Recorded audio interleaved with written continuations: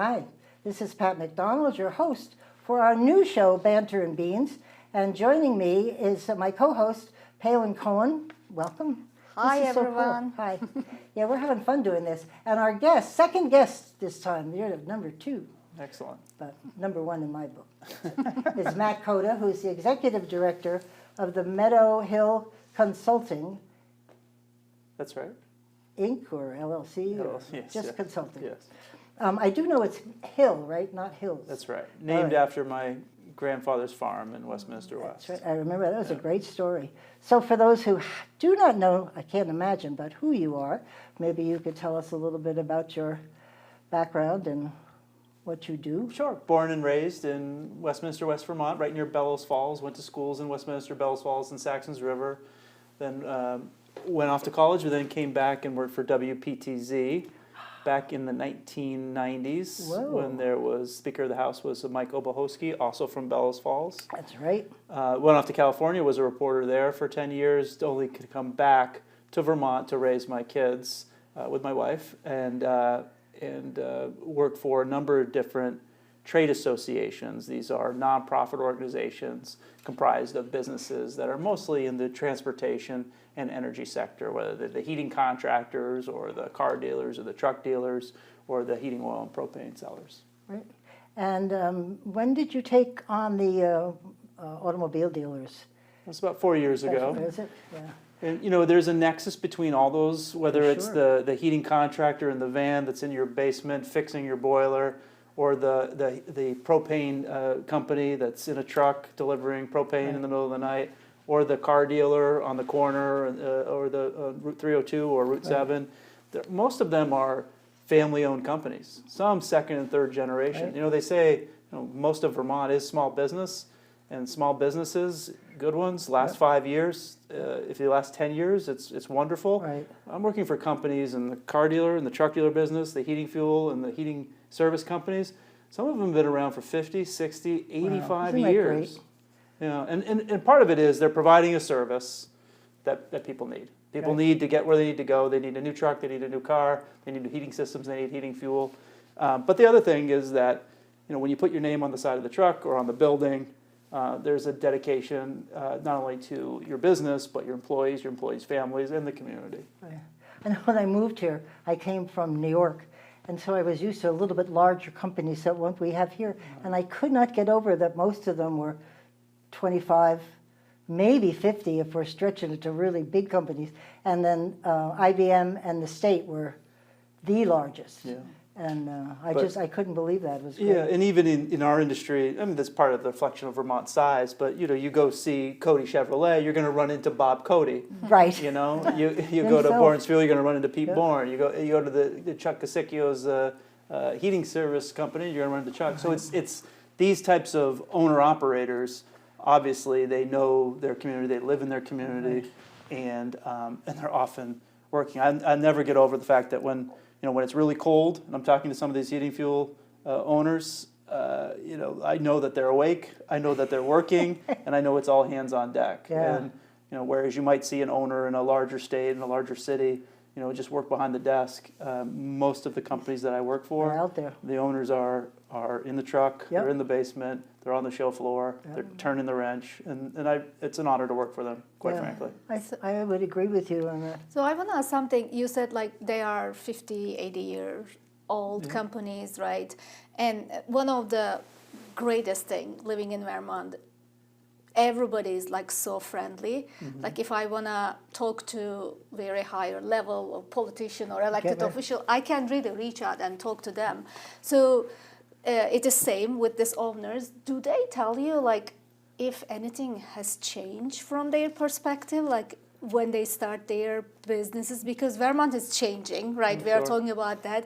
Do they mention anything? Or for their field, everything is same? People still need trucks, probably people not. still need heating. Yeah. No, but you're right. They still need heat. They still need fuel. They still need a system that provides heat and cooling for their house. They still need cars and trucks. But all this other stuff changes, right? I mean, the advancement that we've had in technology from, you think of the boiler or the furnace in your basement or the air conditioning unit. Right. Think of the developments in truck technology, car technology. all of you look at your car now, and it's half computer, and Right. certainly being able to understand that, and being able to the rise of electric vehicles and all that. So there's those that have adapted have survived and have continued decade after decade. But much of the core of what they do, which is provide a service, a commodity, a vehicle to their local customers, that hasn't changed. Do they complain about finding help? I just went into a store today to get service, and the guy was just going on because it was just him. They couldn't find anybody. Are the dealerships and all the fuel dealers, are they struggling? It's a tremendous challenge, and I would say it cuts across most industries that rely on the trades. Our unemployment rate has been less than 3% for a long time, and our population is getting older. We're getting grayer. It's harder to attract young people to move into Vermont. We're having fewer babies, so we're having our schools, as you noted on your program sure. anytime, Right. we have more empty desks than we used to. Part of that is because we're not having as many kids and having kids later in life. And those that do graduate high school, and I include my own children who've graduated high school or are in college or in the professions right now, which is they didn't come back to Vermont. Right. And those that do stay, maybe working with your hands, turning a wrench, driving a truck is not the preferred vocation. Right. So, but those jobs are incredibly necessary. Yep. They will not be replaced by a computer or by artificial intelligence, and they pay quite well. They do. I love the So trades. whether you're building homes, I'll give you an example. My nephew, 20 years old, hasn't finished college yet, but was looking at an internship where he could better his resume, or looking at a job working for a local concrete company. Chose that job, paying him $26 an hour. Wow, great. I mean, think about that. And he A hasn't even college student on a graduated. summer job because he's very good at the trades. He's Right. had experience in the trades, and there's a desperate need for that in Vermont. Yeah, I remember and you will know this, I remember when I was in transportation, the average age of workers in transportation and highways, right up there, and they're very worried about replacement, because you said nobody wants to get out there. Scary.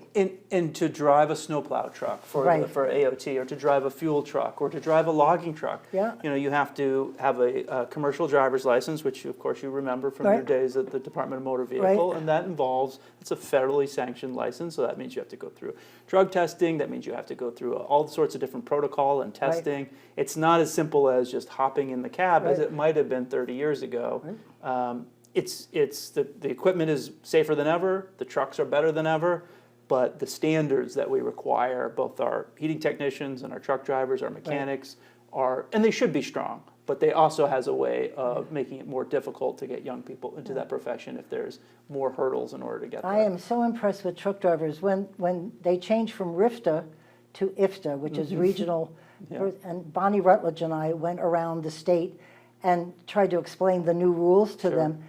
They run a business in that cab. They have to know all the rules and regulations in each town. It's insane.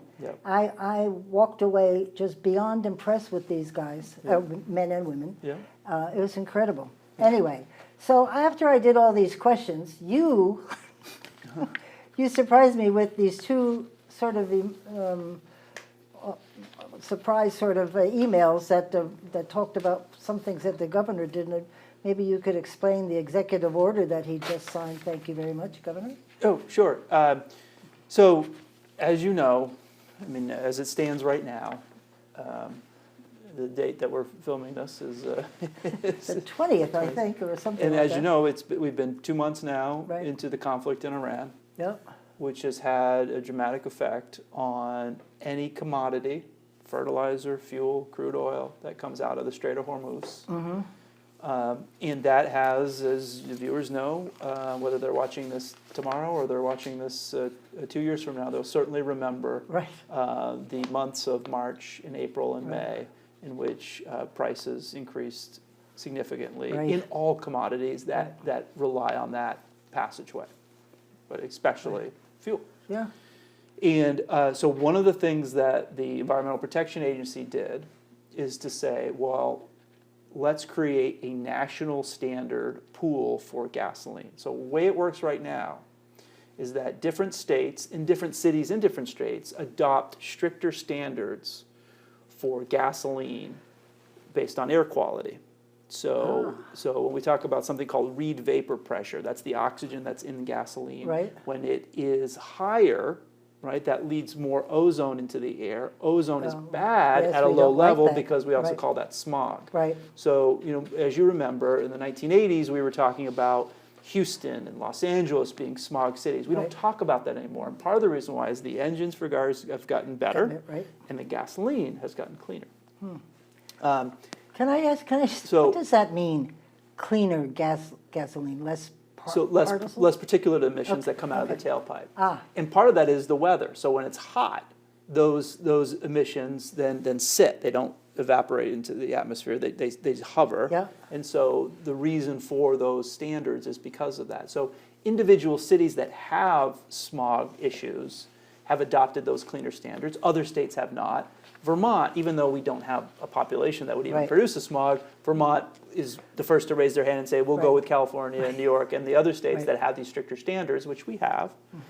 So then you have the EPA coming in with a decision to say it would be from an efficiency standpoint, rather than 2 trucks and 2 tanks, and to create this boutique fuel just for summertime, let's create a national standard. And that's what they did last month. However, individual states have to opt in. So that's what happened with the governor's executive order, which is to say, if we have fuel that is being produced at a refinery in St. John, New Brunswick, it's being put on a barge and brought into Revere, Boston, Right. to a terminal, that's then it's being put on a tanker truck and then going up the 89 to West Lebanon, New Hampshire. Shouldn't that same fuel that goes in the tank in West Lebanon, New Hampshire, be the same as when it crosses the Connecticut River and goes into a tank in Hartford, Vermont? Makes sense. So that was what the waiver did, was allowed the same pool of gasoline that is allowed in New Hampshire to be sold in Vermont as well, which makes sense from an Good thing. operational efficiency standpoint. But as everyone knows, what happens in the spring? In the spring, summer driving increases. People drive more in the summertime. And also we have these stricter environmental standards for gasoline. Right. And so there's always a penny or two bump in prices in the summertime because of both that demand and because of the requirements that we have of cleaner gas. So what this executive order does is say, okay, during this time, we are going to allow the same fuel that's sold in New Yep. Hampshire to be sold in Vermont. Vermont doesn't have a special fuel, a boutique fuel, that of course there's a cost associated with creating a specific pool just for one particular state. So that will be a relief, both for the transporters and the refiners. It doesn't negate the fact that we have seen prices increase because Yes, we have. And it's not because of what's happening in the United States. The United States produces more crude oil and more Right, refined right. product than any country at any time in the history of the world. Right.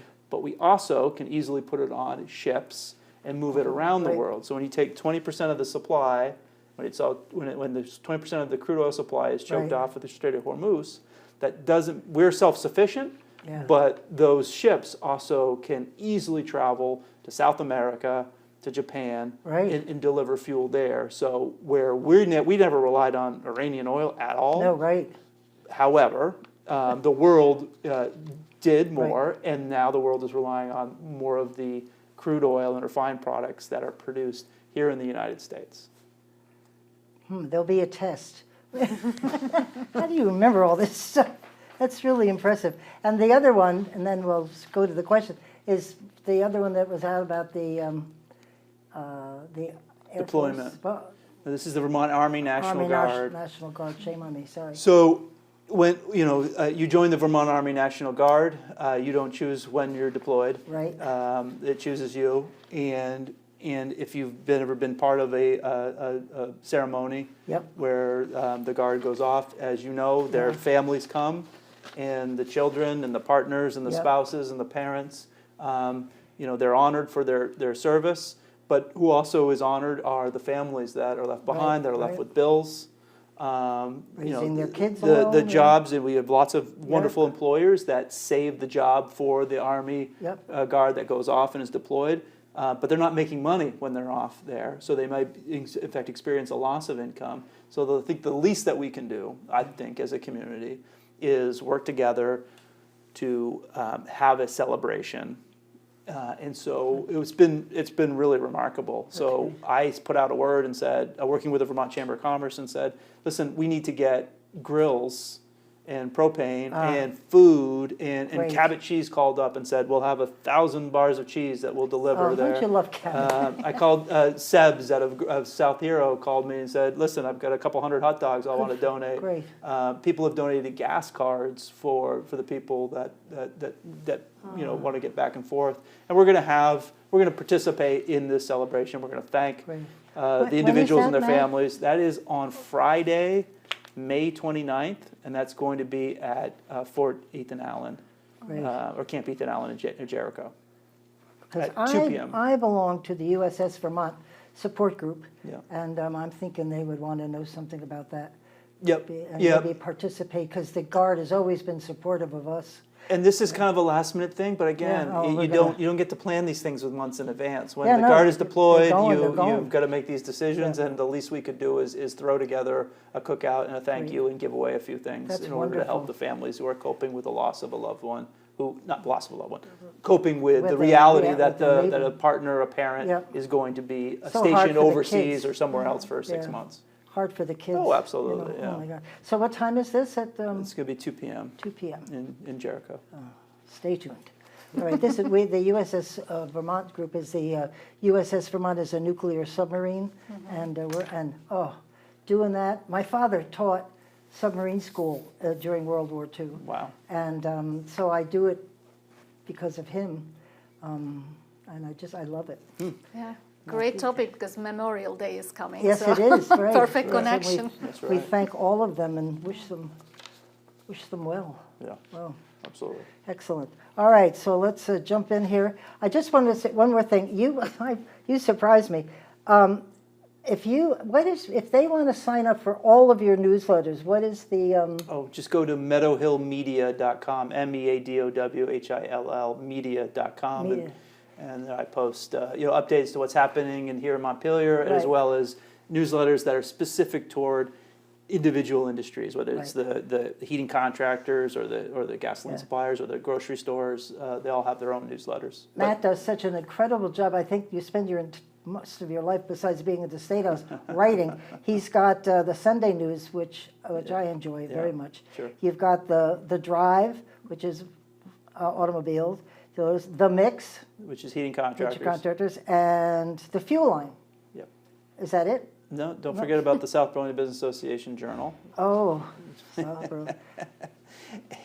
I don't know if I get that one. Yeah, well. But if I sign up, you get all of them. Yeah, you They're get all really of them. fascinating. I love reading them. Well, I appreciate Good you reading job. it. And then there's the intersection, which is on Tuesday, and that has everything to do with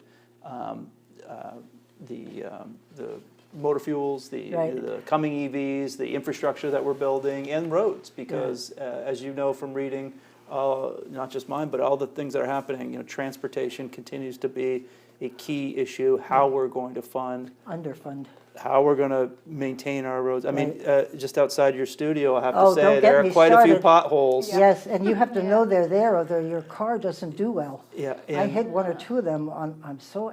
And more to come. I mean, we Yeah. used to pave 300 miles of road a year. We're going to pave about 50 Oh, this stop. Wait, 300 miles an hour doing 50? year. Yes. Oh, people. Because the simple math is That's the cost of paving, the labor and materials, Right. has gone up 62% over the last 5 years. Now, you might say, well, a lot of things have gone up over the last 5 years in terms of But this is inflation. huge. But the labor and materials Yeah. associated with road building and bridge building has gone up 62%. That comes from the Agency of Transportation. The inputs, or the money that goes into the transportation fund, is sort of evenly divided, about $300 million. $100 million from the gasoline and diesel excise tax, which is 32 cents a gallon. $100 million from part of the purchase and use tax on cars and trucks, and $100 million from DMV fees. So that is a problem from twofold. One is we're not increasing the amount of cars we sell, and yes, prices do go up, and there's an adjustment there. But our sales of cars are pretty flat. We sell about 100,000 cars a year, 40,000 new, 60,000 used. Our sales of gasoline are not going down dramatically, but they're not going up. No. And they're leveled off about 275 million gallons of gasoline a year, about 60 million gallons of diesel fuel. The DMV fees, while they did experience an increase about 2 years ago, you need more people to go into the office and get something in order. So what I'm saying is those fees and those taxes have remained flat while costs are going up. Well, you can see what the natural repercussion is. You have the same amount of money for a issue that is costing more. And that issue is our roads, and our roads are really important for our economic success. And the more potholes we go over, the more tires we need to replace, the more windshields we need to replace, the more damage is done to the car. And also, if you're a tourist-based economy, you certainly want tourists to go. I enjoyed driving in Vermont. I remember somebody told me that years ago when they built the interstate, it was $1 million a mile. Now it's 10, and that was a couple of years ago. So who knows what it is now? Yeah. So it's ridiculous. are there any things being done at the state house, like state level, to create some kind of balance? Because all the costs are going up, as you mentioned, like 62% in paving costs and everything. But our salaries, like people who work, our salaries do not go up that much. So taxes can be higher, but who will pay that high? So is there anything being taught or being done so far? Right. So there are two significant policy changes that are being discussed. They haven't been finalized because as of this taping, the legislature has not adjourned. Right. But oftentimes when you create a solution or develop a solution, there's another side to it, right? There's no free lunch, right? So one of the big policy solutions suggested by the governor was to say, well, we sell about $2.4 billion worth of cars in Vermont every year. At 6% purchase and use tax, that creates $150 million in purchase and use tax for the state. 20 years ago, the decision was made to take a third of that money. So right now, in today's dollars, that's $50 million, and put it toward the education fund. So the suggestion by the governor and by the chair of the Transportation Committee in the Senate, Senator Westman, was to say, okay, we did that 20 years ago when the Transportation Fund was flush with cash and the Education Fund needed money. Right. Well, the Education Fund still needs money, but the Transportation Fund is not flush with cash. So the suggestion was from the governor and from the chair of the Transportation Committee was to move $10 million of that 50 now back to the Transportation Fund, and then $20 million next year, and then $30 million the year after. So eventually, after 5 years, all of the purchase and use tax, that's the 6% we pay whenever we buy a car or truck, used or new, goes to the Transportation Fund, which makes sense because the tax should, theoretically, taxes and fees should be related to their use or to their purpose. Right. Doesn't always work out that way, but that's ideal. However, let me guess. So if you take $50 million back, pull it back, you're taking $50 million from the education fund, which is $2.5 billion. You might say $50 million. That's nothing. That's big chump change compared to that. However, everything has an impact. So there's some resistance by those that want to keep the property tax rate low and don't necessarily see an opportunity to make cuts in our public education. And now they're talking about second homes, though, right? They're talking about increasing taxes on second homes. So that, and if I could just put a pin in that one, just answer the second part of that question was the other way to raise money for the transportation fund is something called the mileage-based user fee. Oh, right. In which, starting on January 1 of 2027, so in about 6.5 months, anyone that drives a battery electric vehicle, pure battery electric, no gas engine at all, plug-in vehicle, will pay not a flat fee, but based on how many miles they drive. In Vermont And or? so that will be 1.4 cents per mile, no matter where you're driving. No matter where. But it's capped. This is a new development since we Oh. last spoke. It's capped at $178. So this is to provide some equity between if someone has an electric vehicle and drives very little on the roads, Right. they would pay less. Yep. Someone has an electric vehicle and drives a lot, they would pay more, but up until a cap. So they wouldn't be penalized if someone is driving for their sales or Right, or or is going part of to their job, Hampshire and right? Maine. Or going to New Hampshire, they wouldn't be Right. penalized more than $178 a year. Okay.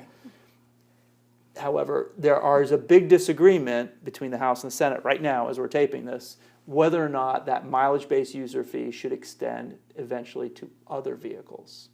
So right now, there's one plan that says, okay, we're going to do it with battery electric now, and then we're going to do it with plug-in hybrids, and those are the cars that both plug in but also have a gas tank.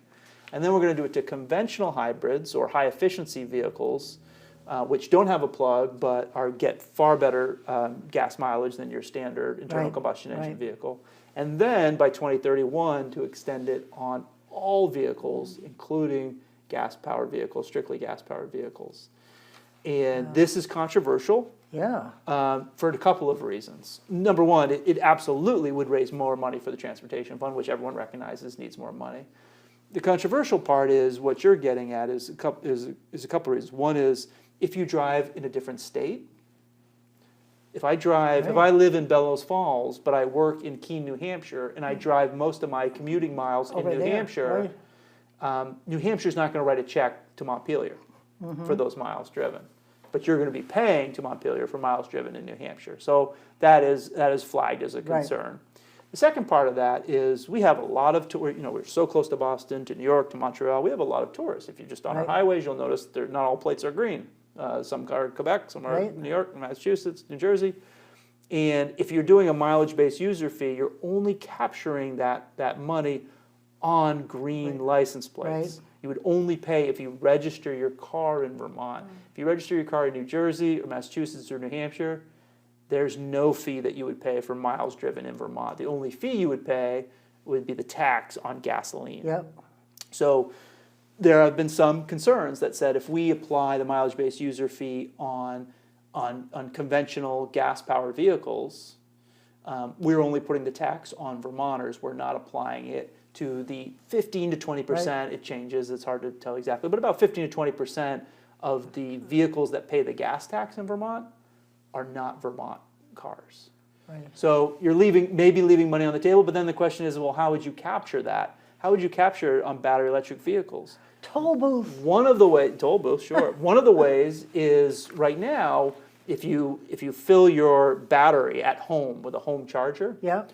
that's just you're paying that on your electric bill at home. Yeah, right. But if you go to say a convenience store or a grocery store that has a charger, a fast charger there, you are paying a sales tax. When you put your credit card, you dip your credit card into that charger, you're paying the fee to the company that owns the charger or leases the charger.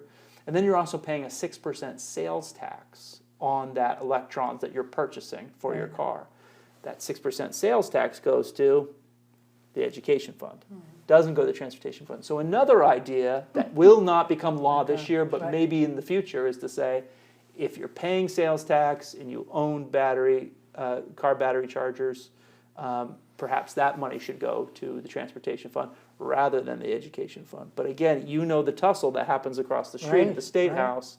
Those that are fierce protectors of the education fund, that understand that any money that is taken out of the education fund will increase property taxes. Yep. And then the other issue, which is those that are saying, well, we're teaching fewer and fewer public Kids, school children, perhaps our costs should go down. Well, there's a concept. And there is really, those solutions are even another basket of challenges that are frankly not easy to solve.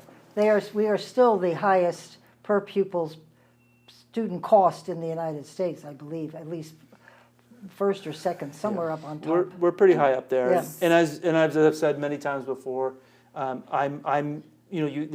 a conservation sort of camp amongst the political activists and lobbyists and then there's the we need more people, we need more housing, and I'm firmly in that camp. Right.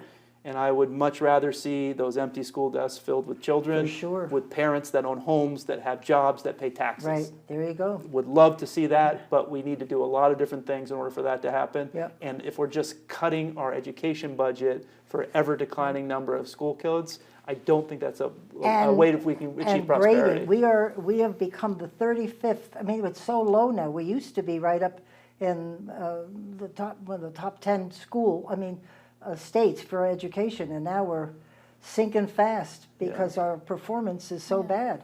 So we will It's talk terrible. this like second policy. I think we started, I ask what is being done, right, at the Yeah. state level, and we talk about the first policy. So She keeps us on track, Pat. by the Okay. way. Oh, I know, I'm watching her. deal. So we were talking about, we need to attract more people, right? Yes. And like we have more kids at school, but at the same time, we are just adding or offering more tax over and over. So how we can attract people? Even this policy is like Yeah. creating More. new tax, Yep. more tax. So how we can really? I know it is not like easy policy to do or like create new ways to make everyone like enjoy living here and we can attract more. But what is the end of I don't know, how many more new taxes Right. we can create, and we have already very small amount of people living here and then putting more burden on them. Right. And instead of attracting more people, we will lose people who already living here. Yeah. So That's a very good summary. any Right. discussions being done about this, or it's just like people think but they don't want to say anything? You sort of mentioned it, cost saving, cutting costs. Yeah. but Well, that's a luck very with good that. summary of the issue, and quite frankly, if we look back at our history, we're talking a lot in the State House about changes that are either in the process of being made or may soon be made regarding Act 250, which is the 50-year-old land use bill. And if we think about the reasons for why that happened in the early 1970s, is because we saw a back to land movement in which during the Vietnam War, there was a rush of people that lived in the cities that said, I know what I can do. I can buy a cheap piece of land in the country, I Right. can farm it, I can grow my own food, and I can live there. And we saw our population increase substantially. I don't have the numbers handy, but I remember reading a book about it going, that was the last time Vermont really significantly grew its population. And ever since then, we've gone up and down. But now we're in this slow decline in population, Right. and we're getting older. The median age is older. What would it take to get back to that movement in which people said, you know what, I am sick of living in the city. I want to live in the country. Yeah. And I think part of it is, we have an amazing, compared to other rural places, access to high-speed internet, Yeah. which I think is important. We have beautiful mountains and lands and fertile soil, and that's all positive. Yeah. But what we don't have and what we desperately need, and what Act 250 really set in motion was, there was enough people that said, well, wait a minute. Act 250's signature and thing that we all love is the fact that we banned billboards. I don't want to see billboards, and I'm glad we have Thank you, that. Governor Dean. But it also had the effect of making it more difficult for people to do what they were doing in the 70s, which is buying a cheap piece of land and then developing it quickly. And part of that is because we realized that a lot of these towns didn't have zoning. They didn't have planning and use. So we said, well, we need a statewide system so we make sure that there's not runaway development, that someone doesn't just gobble up land speculation Right. and build a bunch of houses that make no sense, that Right. where the utilities aren't there. So it made sense absolutely at the time to put a little pause in place and say we need land development in some of these rural areas that understands the challenges with building all at once. Now we're in a different place. So now if we want people to, if they want to leave the city and move to Vermont and make a trade here, make a business here, raise their kids here, pay taxes here, one of the biggest challenges, and you talk to any employer, is the inability to find cheap or affordable housing. Right. The inability to buy a piece of land and put a house on it in enough time. I live in South Burlington, and we're building quite a bit, but you still hear these stories about individuals that buy a piece of land, they want to build on it, and they're spending 2 years in rental housing before they actually move into their home. If this were in North Carolina or this were in New 6 Hampshire, months. the house would be built in 3 months Yeah, and right. everything would be fine. But we have these procedures that protect neighbors if they oppose a landowner. They give them a right to object, to take it to environmental court, and if anyone has a strong objection and enough money, they can delay a project for a very long time. And those that persevere do it because they're dedicated to it, they're willing to go through the expense and time and the uncertainty, and they care, and they want to build houses on their property. But if you're a developer and you're looking at opportunity cost, and you're looking, I'm going to tie up all of this money in planning and design and architects and civil engineers, and at the end of this 2-year ordeal, they might just say no to me, or I could go across that skinny river that we call the Connecticut, go to New Hampshire and Right. build and plan what I want and get it built in 3 to 6 months. Exactly. So if you're just trying to look at your opportunity cost, you can understand why investments that should go here go there. Right. And you sort of say, well, how can we fix that? And that's what we're trying to do slowly, but there is some resistance. And part of it is people who come here in Vermont should say, and they do say, and I grew up here and I still say, this is the most beautiful place in the world. That's true. And they fear that when the bulldozers come in and the hammers and the nails, that the view is going to change or the traffic flow is going to change. And of course it does.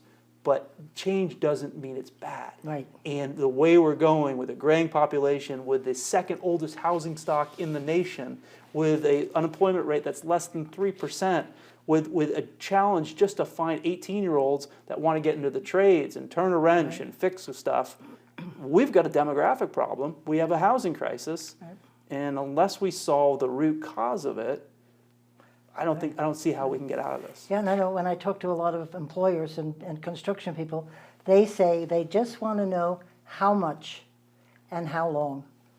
Because you go through Act 250, the amount of money changes every other day because you're going down this road and that road. And they can't commit because we can't give them how much and how long. Yeah. So they walk away. And also for some cities, including Montpelier, our infrastructure is pretty old, Yeah, like for almost sure. historical. And we are trying to develop like more housing on the Country Club Road. And some of the people who live in Montpelier say, okay, who will pay for the infrastructure, because our current infrastructure will not support Right. that development. So it is not only having new houses and new people can come, but there's a huge cost Yeah. behind it to build new houses. So Yeah. I don't know if with other towns have same kind of question, but here in Montpelier, we need to be very careful how many new housing we can Yeah, offer right. and how much will be supported by with our current infrastructure. Right. Because as you were saying, it's really expensive. Yeah, it is. It's ridiculous. Yeah. It's good. I know when the flooding, and I've just seen, I was so excited on Route 2, they were actually putting in a much larger culvert. And I wish I could see a lot more of that around here to think about the flooding, because it's going to happen again. Sure. And then they're going to go, well, why didn't we this and why didn't we that? You got to do it now while it's current on our mind. And Montpelier, I haven't seen anybody putting in any large anything, except I did hear that in the transportation building in Berlin, they're going to use that as a spillway. They're going to move up the hill to Berlin, and they're going to use that whole area to catch the water.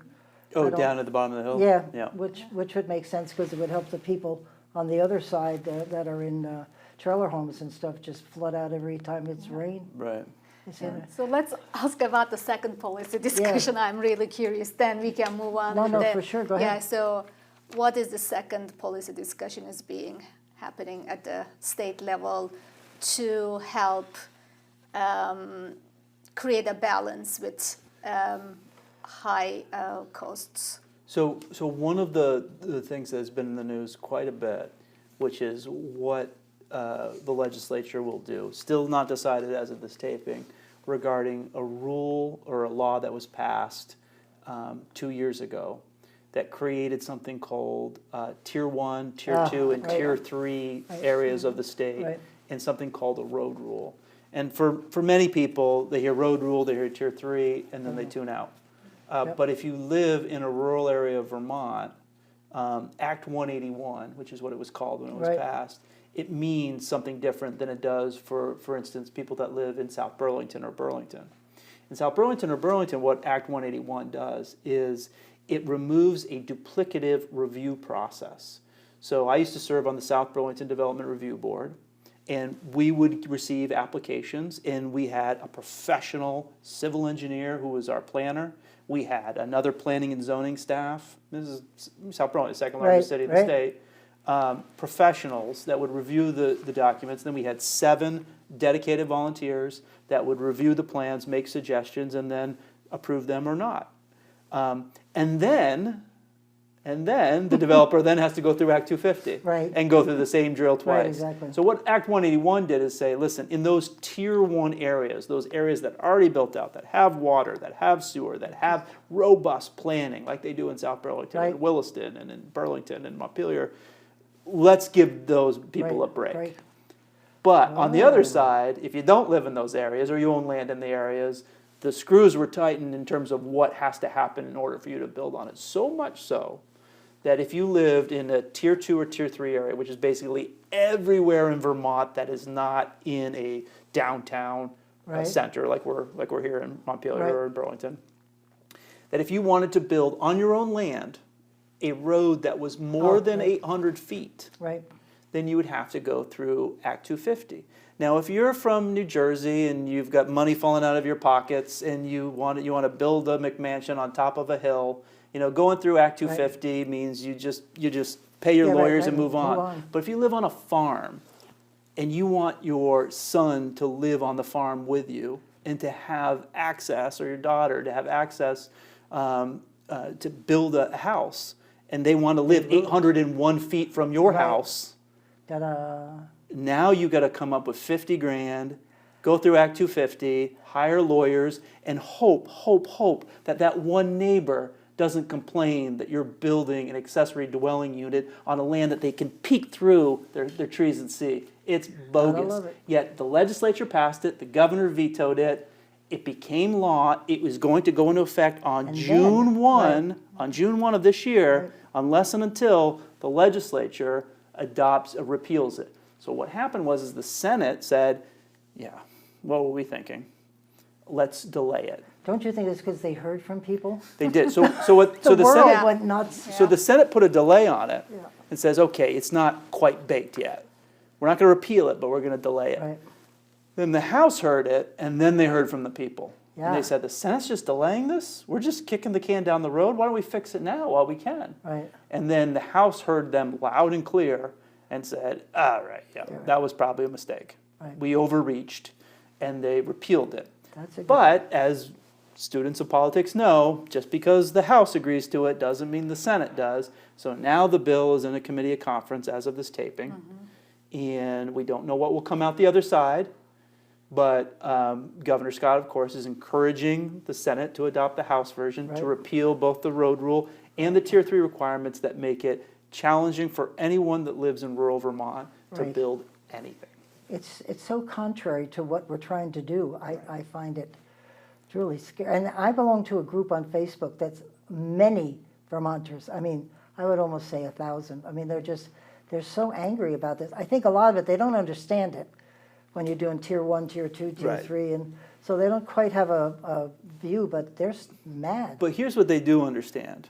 And there's lots of different, it's confusing, Yeah. it's dynamic.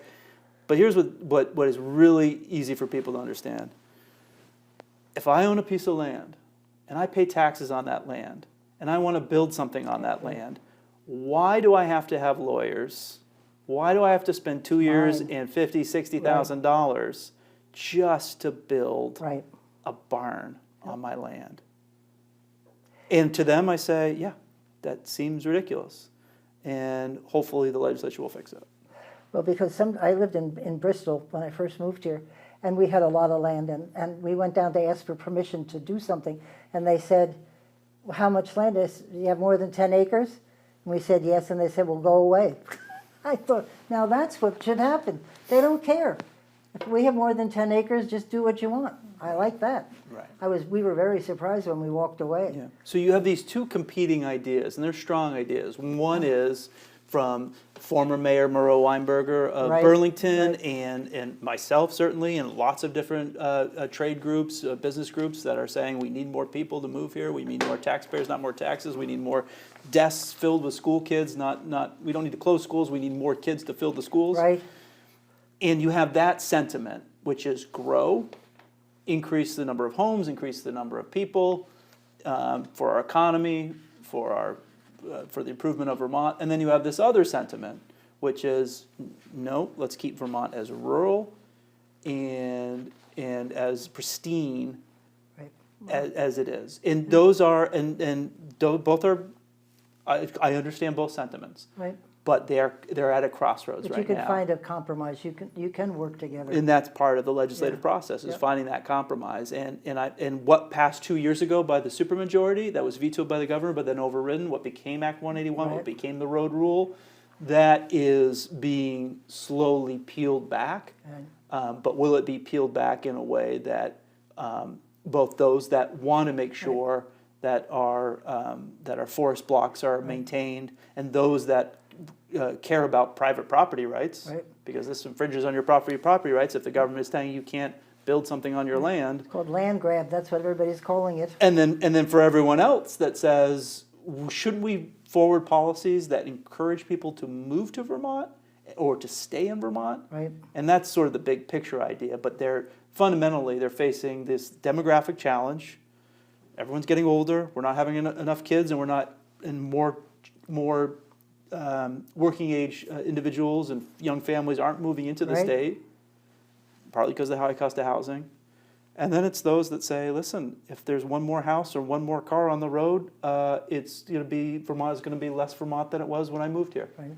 And to that, I'm That's a a native concern. Vermonter, Yeah. and I welcome anyone that moves to Vermont. I'm not a nativist at all, Right. but I can tell you, as a native Vermonter, Yeah. I want to see Vermont change. I want to see Vermont grow. For I sure. want to see there be more economic opportunities. I want, when I talk to my daughter and my son who lives in Boise, Idaho, my daughter who lives in North Carolina, for them to say, no, Vermont is making a positive difference. We're moving ahead economically, and you could afford a place to live here that's not in your high school bedroom.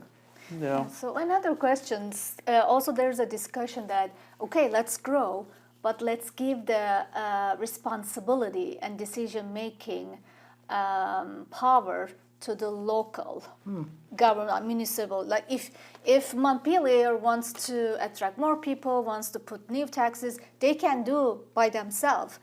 They don't need like state telling them, oh, increase this price, do that, then it will be better in the future. So what do you think about it? Like, I'm not saying one is right, the other is wrong, but some people start to think that, oh, state is really, Local control. yeah, telling us what to do, and it really impacts and sometimes affects negatively the cost of living, right? It is not like a official or like a scientific data, but I checked, and you need apparently individual person just to survive in Montpelier. You need to earn 49,000 a year.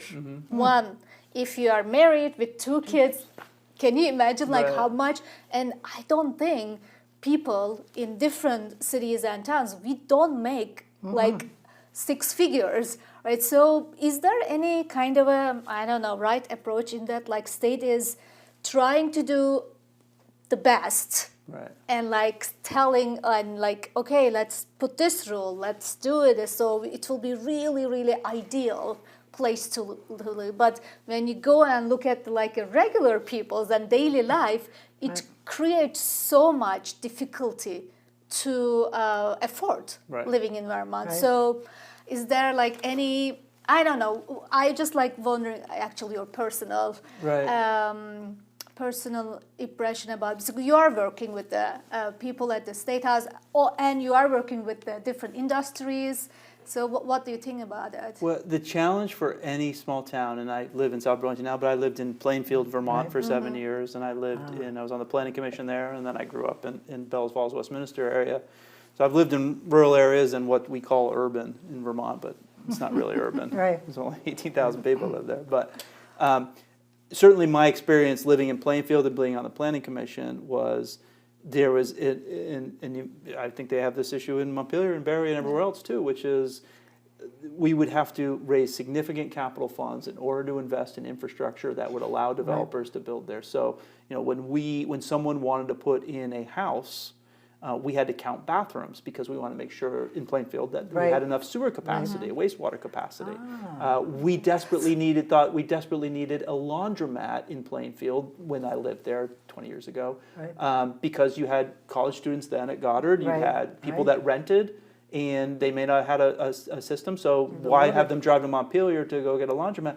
But those, of course, have wastewater discharge, and you hadn't have capacity for that. So what would that take? Well, that would take a significant investment in our system in order to accommodate that. Think of other areas of Vermont where they are all on septic and dug wells, where they don't even have that system set up. It becomes more expensive for developers to do that at scale, but the individual towns that really don't have the taxing capacity to pass bonds in order to build that infrastructure and hope that the development comes, it makes it really challenging for these rural towns to do that. There's always some talk about, listen, we have 14 counties.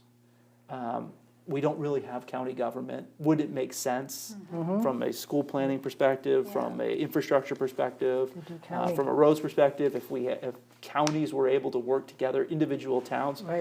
We have regional planning commissions, we have regional development corporations, but they don't really have authority. It is local control, in that towns can decide what happens, aside from the dictates that come from Montpelier, as you pointed out. However, even though you have the power, if you don't have the money, it's really hard to create change. And I don't because know it does take money to build that infrastructure that makes your town ready to say, come on in, build those homes. We want you here. So, but isn't it the approach from state level now? Maybe it might be changing as I'm talking right now, but like all the bills, like current bills, homelessness is your responsibility, towns and cities.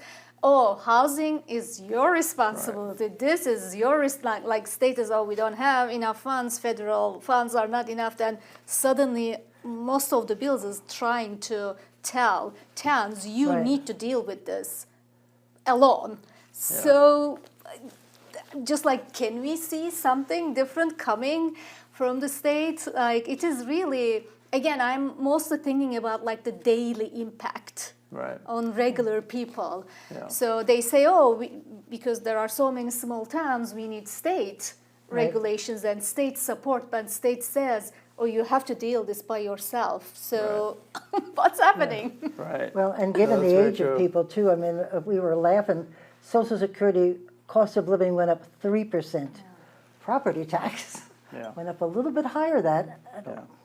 And I know everybody is trying to their best, right? Those people at the State House, they are our neighbors, right? They are trying to improve lives of their neighbors, but at the same time, when it is on the paper as a legal rule or like bill, suddenly everything changes. It's like, well, this is part of the sort of the unfunded mandates. The legislature will pass legislation. They'll ask agencies of government to implement the rules.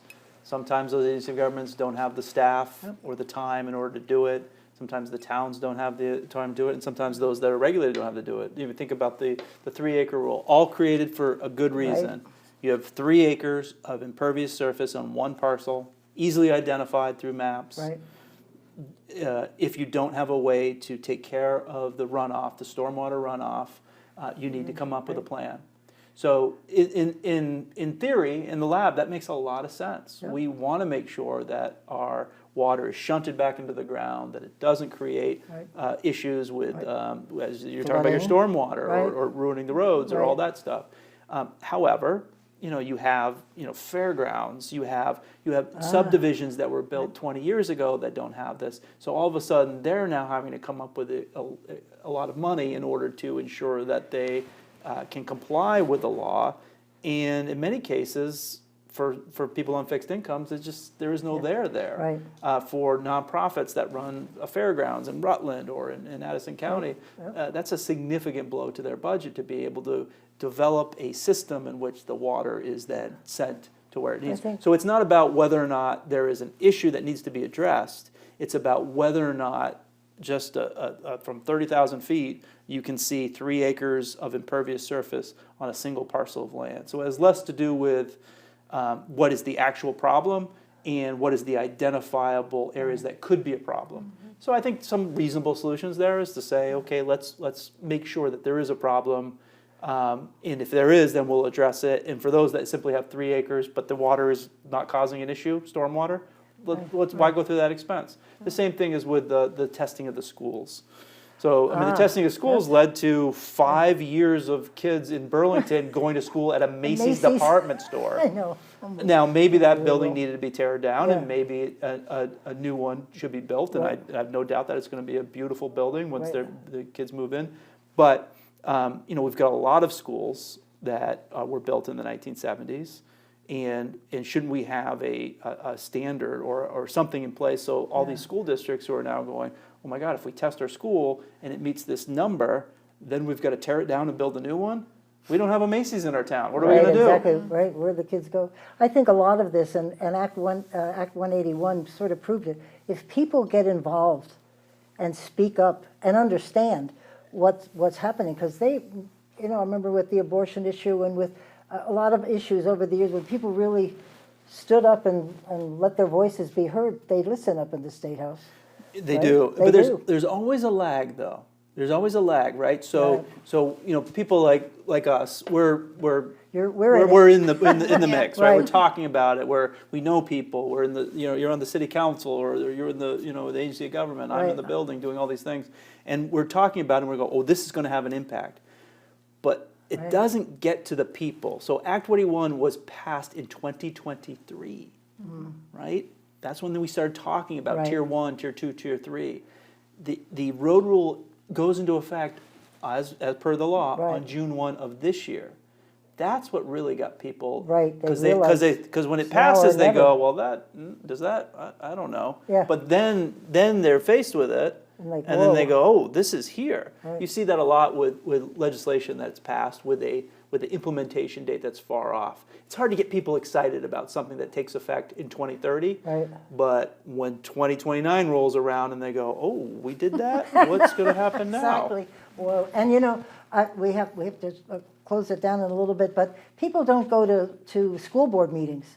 I know when I was running for the House, I went then to the school board meetings, and I was very surprised. I didn't have any kids in school, but the parents don't get involved, and they've just got to pay attention. It's hard to find what's happening, but that's why we hope with these shows that people will pay attention. And with all of your people, you have to sign up.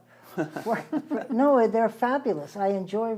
They're actually worded so I understand them. I don't have to read them 2-3 times. Well, in part of we're seeing that with whether they have a political perspective or just a perspective in general. We're seeing more of that, and part of that is the sort of the challenges facing my old profession as a journalist, in which we haven't seen any newsrooms grow, right, No, in the last 20 years. No, they're just the opposite. We've lost some of our major coverage. Yep. I remember when, as a young political reporter in the State House and the Dean administration, you fought for a seat around that table where you could ask Governor Dean a question. Right. Now there are just empty seats. Yeah, no, exactly. Right. I'm sitting in the sidelines going, I have a question, but you can't do that. But the point is that there are fewer reporters. The ones that are there, they do a really important job, They do. and no disrespect to them, but there are just fewer of them. And there are fewer outlets. Right. So in that vacuum has become social media, which is a double-edged sword. Yeah. It is wonderful in that it's What's immediately for real? reachable, but a lot of it is slop. Right. You can't believe everything you read on your phone. Yep. And so you try to create this, you try to curate, or you hope that people curate a list of sources that aren't all saying the same thing. Right. But that are interesting and also fact-based. Right. And there's more opportunities than ever to reach as number of people as you can. But within that, there's also challenges in terms of getting the right information. So I Matt, appreciate I've the got endorsement. pages. We haven't asked you. You have to come back. Yeah. For Thank you 10 very much. more episodes. Yes, right? I have to quit working so hard. Thank you. Thank You you were very much. fabulous. Appreciate Yeah. it. Thank you. Thank you. I appreciate your being here. You're a good guest. Thank you, ma'am. Anytime. Yeah. Same Great here. questions. Thank you all for tuning in. This is Pat McDonald and Palin Cohen, your hosts for Banter and Beans. We'll see you in a month. Yes. See you.